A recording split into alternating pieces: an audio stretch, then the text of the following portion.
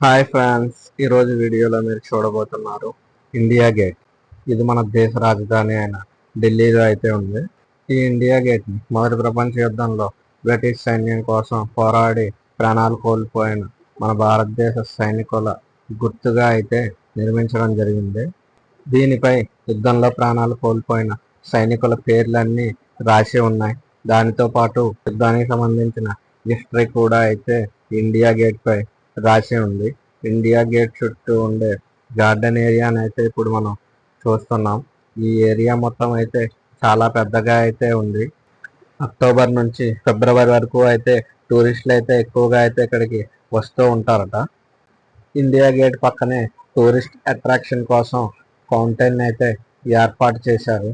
దీన్ని అయితే చాలా శుభ్రంగా మెయింటైన్ చేస్తున్నారు. చూడడానికైతే చాలా నీట్గా అయితే ఉంది.